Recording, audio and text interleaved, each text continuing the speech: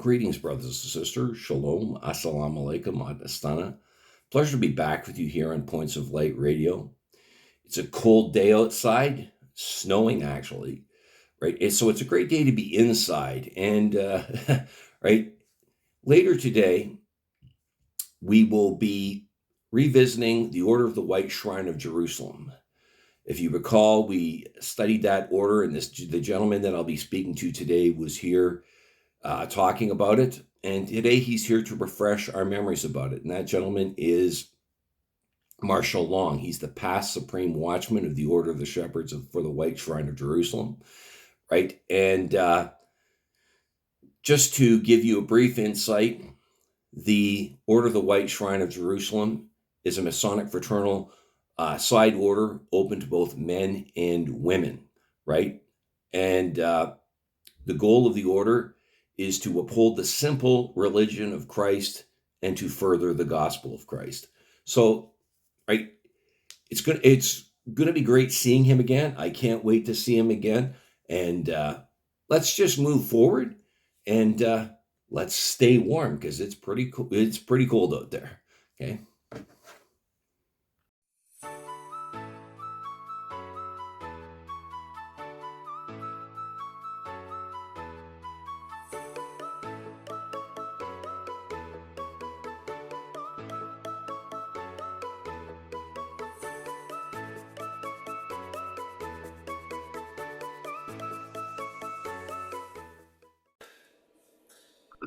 Mr. Long, welcome back actually to Points of Light Radio. Good evening, Stan. Thanks for having me back. We appreciate the offer. Well, you were the supreme watchman of the Shepherds of the White Shrine. Why didn't you tell my listeners and viewers about yourself, first of all? Yes, in 2023, 2024, I was Supreme Watchman of Shepherds for the White Shrine of Jerusalem, and served with a lady from Chicago, Barbara Eccles, who was our Supreme Worthy High Priestess. And in White Shrine, it's a men and women's organization where the woman is the actual leader of the body, and the Supreme Watchman is her advisor and assistant. And we traveled the country and promoted White Shrine for that year. And I think when we talked last, it was just about the end of my term, so we were coming to a close of that. So since then, we've had two new ladies take over as Supreme Worthy High Priestess and men as Watchmen of Shepherds, and we're moving forward. And I've stepped back from the limelight and gone more for a supporting role. My wife has actually joined the Supreme Line. She'll be the Supreme Worthy High Priestess now in about 3.5 more years. So I'm traveling and supporting her and helping out shrines where we can. Well, now tell us about the White Shrine of Jerusalem. Okay. The White Shrine of Jerusalem is a Christian-based organization. We base our entire philosophy and things upon the birth, life, and death of Jesus Christ and his teachings. Um, so we try to promote the gospel that Jesus Christ died for our sins. He was born and died for our sins, and um, we try to promote that, and um, we do a lot of charitable events. We have our material objective, which is our benevolent fund, which goes out and helps to pay for medical expenses for people who have not or cannot afford to pay their expenses. Okay. Now, I understand, I think we've talked before that the White Shrine degree is based around Christianity. So would you say that's one of, shall we say, the fundamental differences between some of the other branches and appendant bodies of Freemasonry, where, for instance, the Royal Arch is supposed to be Christian, but one can join if they're a Muslim or Hindu or whatever. Would you say that's maybe one of the key differences? Yeah, I would think so. We were founded, I think we talked about before, as a kind of a partnership between the Eastern Star and the Commandery. And that's why our logo is similar to that of the commandery. So is our motto, but it is definitely in the symbol. The cross is our hope, and our hope for immortality, hope for a better future. Okay. Now, how exactly, shall we say, should the what did the White Shrine meet, shall we say, the spiritual needs of those who are joining?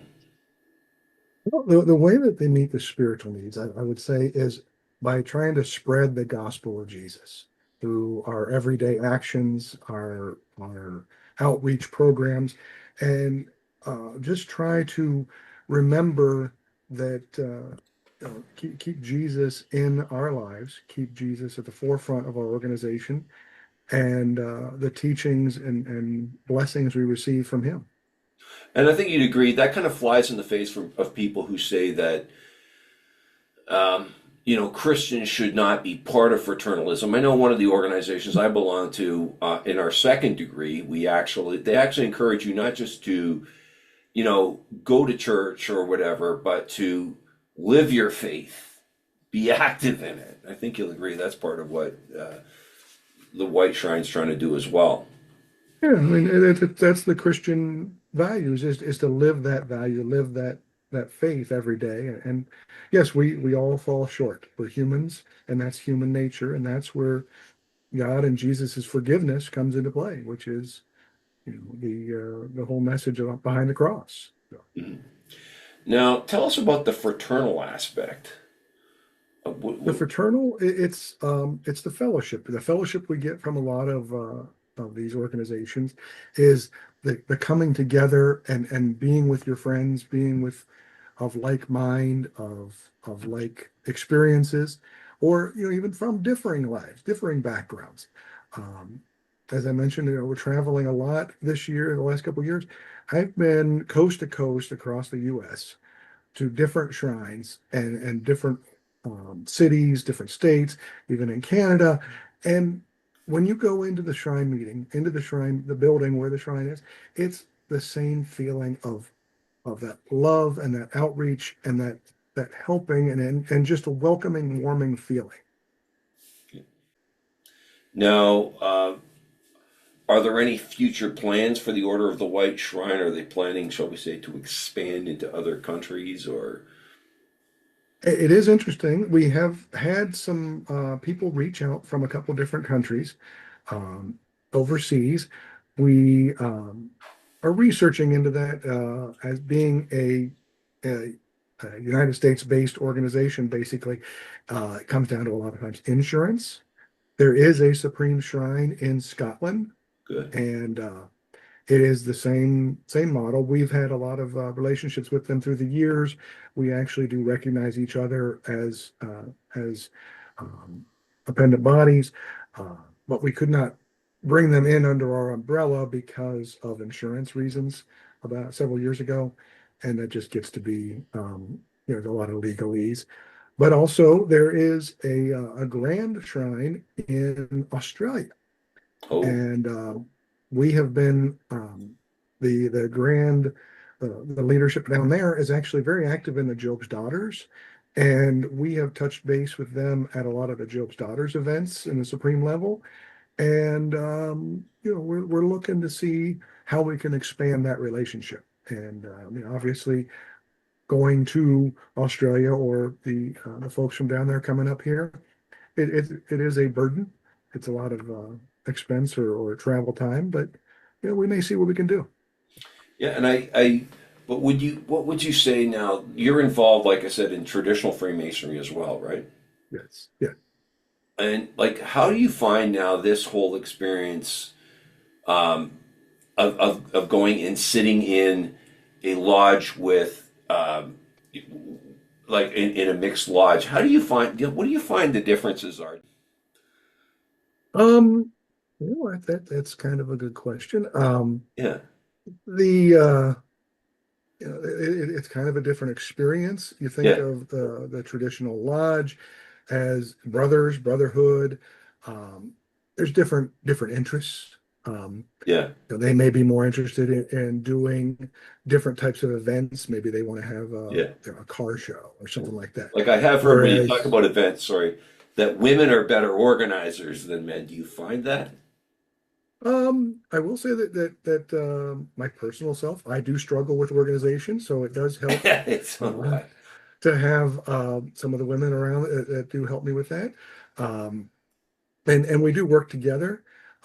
I do find that a lot of times, like I said, I talked about with the loving and welcomingness of White Shrine, there just seems to be, a lot more open arm, a lot of hugs and like that. Yeah, And, we still hugging out in the men's organization, but um, I'm not going to say that I can't say that there's a huge difference other than kind of just the difference between men and women. And um, yeah. you know, I'm in both types of organizations, and I do find it kind of I like my guys' night out, but it is kind of a refreshing difference to walk into an organization that's mixed, and you're like, okay, you can feel the difference there. It's a different type of fellowship. It really is. it is, and it's kind of hard to explain. I mean,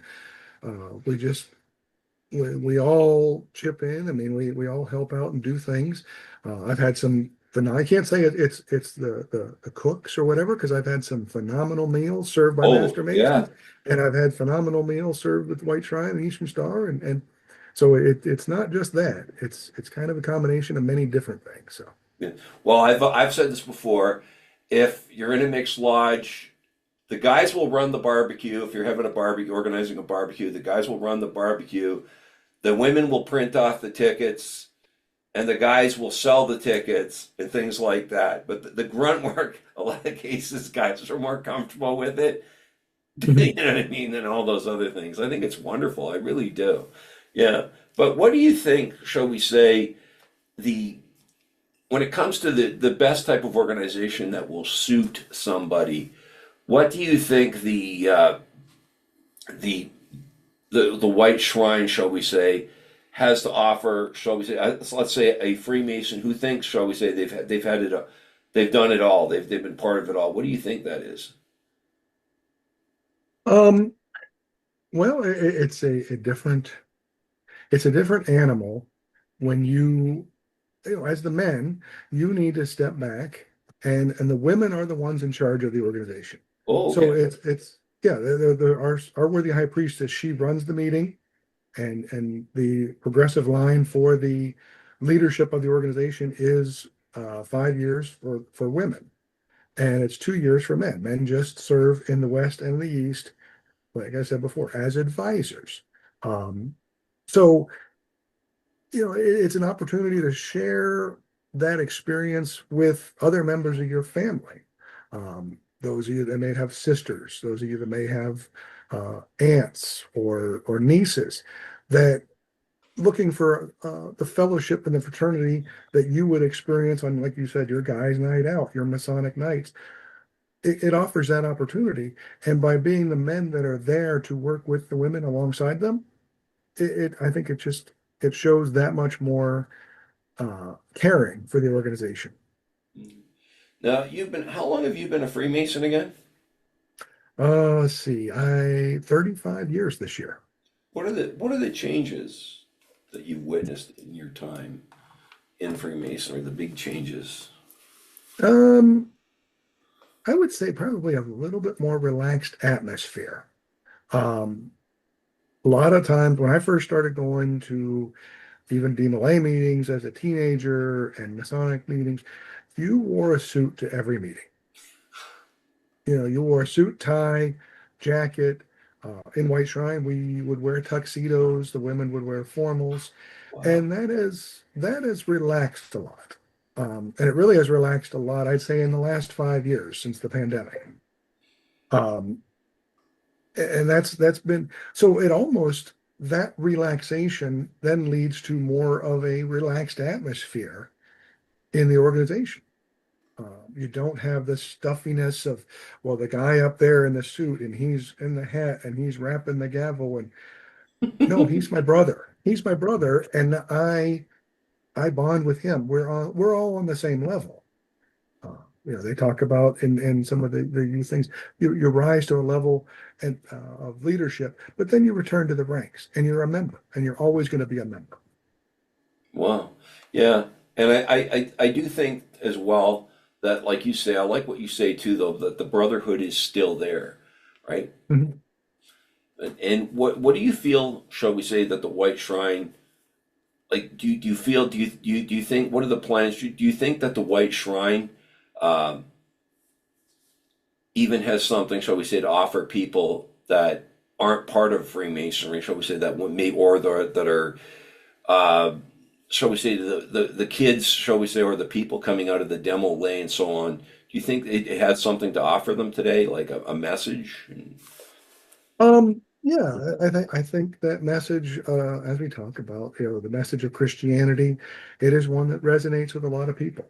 Um, but also, the outreach. Even if you're not a member of the organization, the outreach we have with our material objective.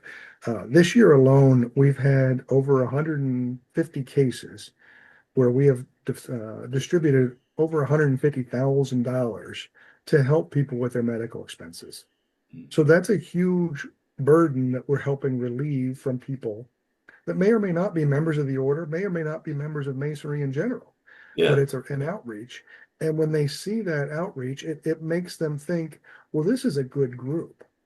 We've had people that have joined because they've had a material objective case and said, I really like the message you guys are giving. I like the story you have to tell, and I want to be a part of it. and I think that's something I've talked about as well. That some people think that when it comes to fraternalism, it's a bunch of stuffy men in suits, and they'll say, "But I want to do something for my community."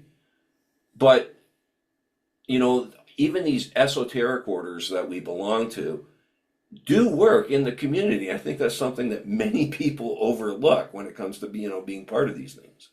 Exactly. I mean, and they talk about secret societies. It wouldn't, if we put our emblem on the outside of our building, we're not making it a big secret. We're putting No, that emblem out there. I've got my shirt on here that we've tried to really promote even our emblem out there and get it out in front of people so that people look at it and go, huh, what is that? Tell me more about that. yeah. And so it's been really helpful with that. And I remember even on a personal level, we have these we have these groups here where I live called the Ghost Tours, and they'll walk through the older ends of the city. Of course, my lodge is in an older end of the city. They were shocked the other night, on our last lodge meeting. I walked out to grab something out of my car, and they were standing out front on the big old building that we have there. They were standing out front talking. I said, "Well, this was before our meeting started." I said, "Don't just stand there. Come on in, talk. Really, we can do that. Come on in and talk to us." Right? I was able to give some of my business cards out that I have for my lodge as well, and they were kind of shocked that we actually let them come in. It's not, what's so secret about it, right? They're kind of shocked. Yeah. A lot of our lodge buildings have opened up to try and host weddings Yeah, or other or events things like like that. that as well. And they keep it in the dining room. They keep it out of the sanctified room, get things like that. But yeah, in order to survive in today's world, we need to make sure we're out there and Yeah, and get known. yeah, exactly. Well, I appreciate your time today, Mr. Long, and all the best to you and the White Shrine. Thank you very much. Wasn't it great seeing Mr. Long here again? Right, and it was a pleasure to revisit and refamiliarize ourselves with the Order of the White Shrine of Jerusalem. Right. Um, the theme for 2025, if you remember correctly, was growth. Right. What I do love about the Order of the White Shrine of Jerusalem is they are growing, but they've also managed to facilitate that growth as well as cling to their core values and messaging, right? Fraternalism must evolve, and you've heard me say this before. We must adapt, to the changing technology in our times, right? And we need to do that to attract newer and younger members. But our core values and messaging must never be compromised. They must always remain the same, right? And the White Shrine has succeeded on all those areas, right? Right? They're moving forward, They're forming alliances by the sounds of things with other White Shrine organizations within the United Kingdom and Australia. And that's, all of this is part of growing and moving forward as an organization, right? And so it's one. Like I said, if you haven't noticed, I love to revisit these organizations and check out the progress of what they're doing, as well as keep their profile up there, right? Right, and I'll ask you again: have you ever heard of the White Shrine of Jerusalem? Right? Right. I can almost guarantee you that many Freemasons haven't either. And this is an organization that is out there, right, for those looking to further their Masonic journey. And I hope we succeed in pointing some people, some Freemasons, in that direction. They're looking to expand, brothers and sisters. Right, you saw it, and I'm going to leave a link to their to the White Shrine, the Order of the White Shrine of Jerusalem, in the detail section of this particular segment, so you can go there and hit on that link and possibly, right, open one of their chapters in your area. But that's all I have time for today, because it's getting rather late here. But before I go, as usual, I want to remind you that this podcast is available on both YouTube and Spreaker. Please share, like, and subscribe when viewing Points of Light Radio on YouTube. I also welcome your comments and input. I also want to draw your attention in the detail section of this segment to the PayPal link that you see there. Points of Light Radio is not a sponsor-driven podcast. I invite you to hit on that link, make a voluntary donation to Points of Light Radio. We will use that to move the podcast forward. You can see the link to my Facebook page at facebook.com/Points of Light Radio. My Twitter handle is at PO Light Radio. My Bluesky handle is at PO Light Radio.bsky.social. You can see the link to my Spotify channel, as well as my Points of Light Radio store. Brothers and sisters, it's been a pleasure fellowshipping with you and my guest today. And until we meet again, just step into the light.